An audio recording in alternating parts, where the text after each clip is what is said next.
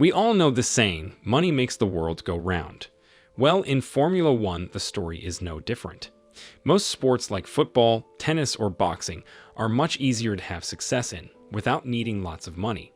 But motorsport on its own, and Formula One in particular, is completely the opposite. Where other sports could be seen as pay to win, Formula One is instead pay to play or compete in the first place.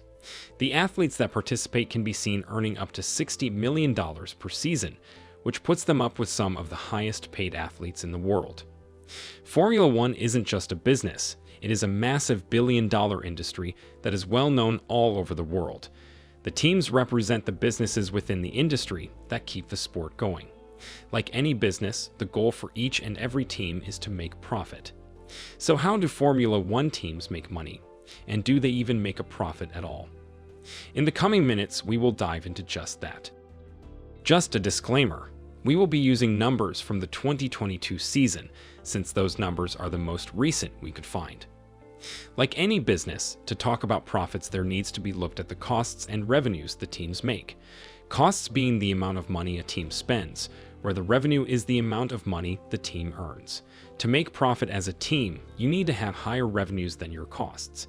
And with Formula One teams, there are lots of things that need to be taken into consideration.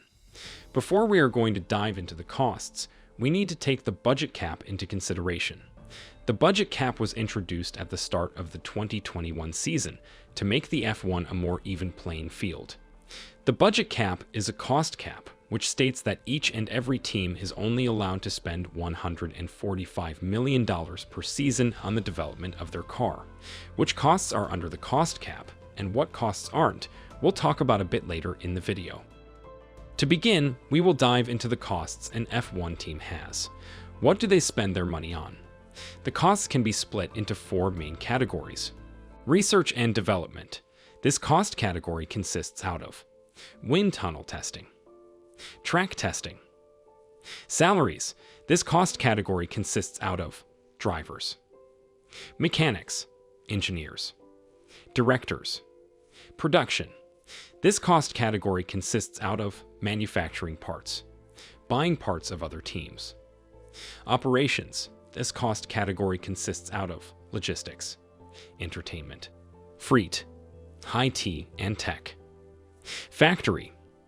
Research and development, also known as R&D, consists of costs like the testing of aero parts in a wind tunnel or track testing days to make sure cars and their parts perform to spec. Salaries are pretty self-explanatory, whereas these costs consist out of paying the team's employees, such as mechanics, engineers, and also directors. Basically, the salaries of the complete staff. The payment of drivers can also be included in the salaries. However, these costs are excluded from the budget cap, so we will leave them out of the equation as well. Production costs for the teams involve all the costs that come with manufacturing or buying parts. Some teams tend to buy most of their parts at other teams, instead of spending money on in-house development.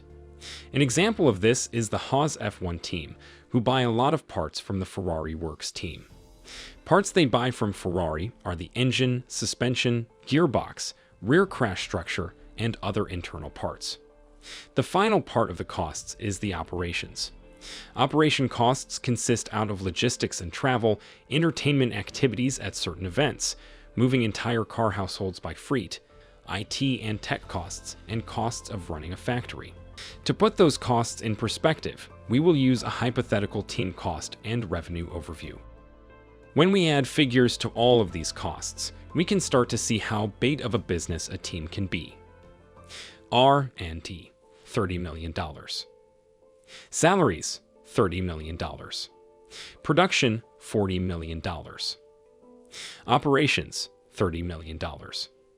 In this hypothetical example, we can see a team spends around $130 million per season, which would mean they would be close to breaching the cost cap.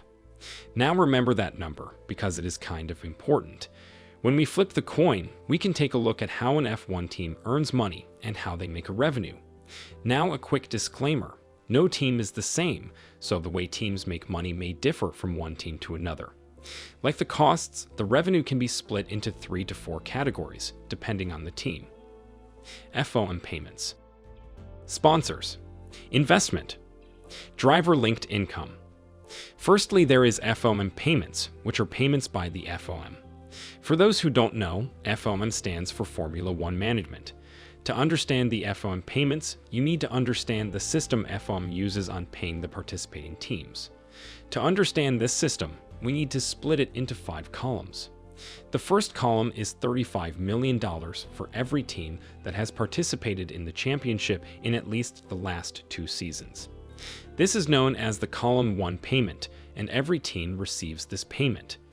In the second column, the amount of money a team gets as prize money can be seen, based on the standings from last season. The third column is known as the long-standing team column, or LST column for short. This budget is also known as the Ferrari budget, because only Ferrari receives this payment. The LST payment is an absolute crazy $68 million. The fourth column is the CCB column. This CCB stands for Championship Constructors Bonus, which is only paid to Red Bull, Ferrari, Mercedes, and McLaren, since they have won multiple Constructors' Championships. The CCB payment is $35 million. Finally, the last column is probably the weirdest one. In this column, only Williams, Red Bull, and Mercedes get a payment. Williams receives $10 million for their heritage in the sport, where Red Bull gets $35 million for being the first team to sign the Concord Accord, and Mercedes gets $35 million for winning at least 2 championships. Tired yet? Well, the FOM payments is just one piece of the puzzle. The second way a team can make some money is by their sponsors. Most people will understand how they work, but basically a company like BWT goes to a team like Alpine and says that they want to be on their car to advertise themselves. Alpine then, on their part, says, okay, that will be $50 million for the season. That's in very simple terms, because on average a team can have up to 20 sponsors, who all pay a sum of money to a team to place their logo on their car.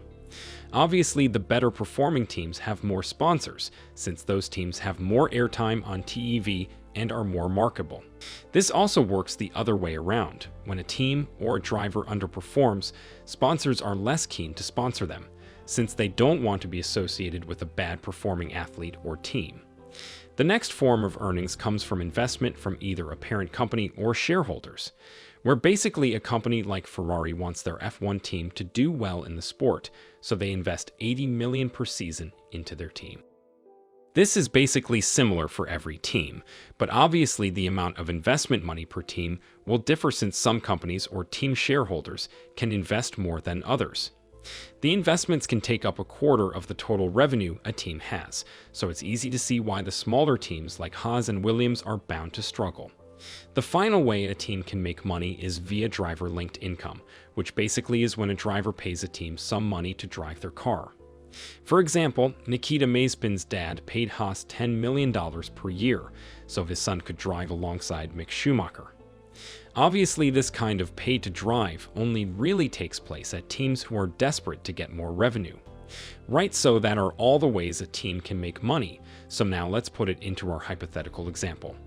Let's say our team gets $65 million in FOM payments, $30 million in investment, $40 million in sponsors, and $20 million in driver-linked income. That comes to $155 million in total revenue, which would mean, when taking of the costs in our hypothetical example, being $130 million, our team would then make $25 million in profit per season. In most cases, this profit will then be invested into building new facilities. However, it may not sound like that much of a profit. Keep in mind that most F1 teams are backed by car manufacturers, who can use the sport to develop technology for their road cars, while also using their race cars to advertise their brand itself. So that is just a short glimpse on how Formula One teams make money and run their business. We can see how efficient some of the teams, who are placed lower on the grid, use their funds, and it puts it into perspective how incredible some performances of those teams are. Like Kevin Magnussen's P5 finish at the Bahrain Grand Prix in 2022, after Haas' horrendous 2021 season. If you liked this video, please leave a comment down below. And as always, make sure to like and subscribe so you don't miss any new videos.